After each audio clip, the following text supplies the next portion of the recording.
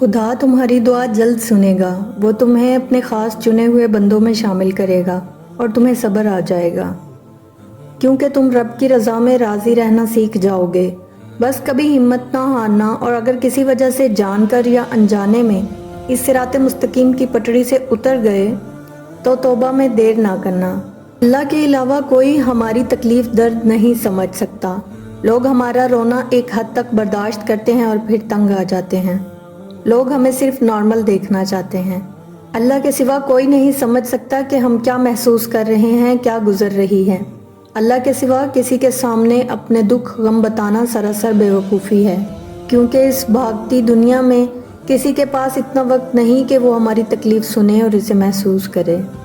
جب کوئی عمل اللہ کے لیے کریں یا اللہ کے لیے چھوڑیں تو خوشی سے کریں اور خوشی سے چھوڑیں۔ اچھا عمل کرنا بھی نیکی ہے اور برا عمل چھوڑنا بھی نیکی ہے۔ آپ کا کرنا اور چھوڑنا صرف اللہ کی ذات کے لیے ہونا چاہیے۔ بندگی کا طریقہ پرندوں سے سیکھیں، جن کے گھونسلے طوفانی رات میں تباہ ہو جاتے ہیں، لیکن وہ صبح اٹھتے ہی شکایتوں کی بجائے اللہ کی حمد و ثنا میں مصروف ہو جاتے ہیں۔ برا چاہنے والوں سے مت ڈریں، بس ہمیشہ یقین رکھیں کہ 70 ماؤں سے زیادہ چاہنے والا آپ کا رب کبھی آپ کا برا نہیں ہونے دے گا۔ یہ دنیا قرار کی جگہ نہیں، یہاں چین بس اللہ کے ذکر میں ہے، یا اس شے میں جسے اللہ وجہ تسکین بنا دے۔ جسے تمہاری اچھی یا بری عادت کی پرواہ نہیں وہ دشمن ہے، جو تمہاری اصلاح کی فکر کرتا ہے وہ تمہارا سچا دوست ہے۔ شیطان آپ کے پاس سرخ چہرے اور سینگوں کے ساتھ نہیں آتا، وہ آپ کے پاس ہر اس چیز کے بھیس میں آتا ہے جس کی آپ کبھی خواہش کرتے ہیں۔ حضرت علی نے ارشاد فرمایا، زندگی میں ساتھ دینے والے اگر بے بس اور لاچار ہو جائیں تو انہیں سنبھالا جاتا ہے، تبدیل نہیں کیا جاتا۔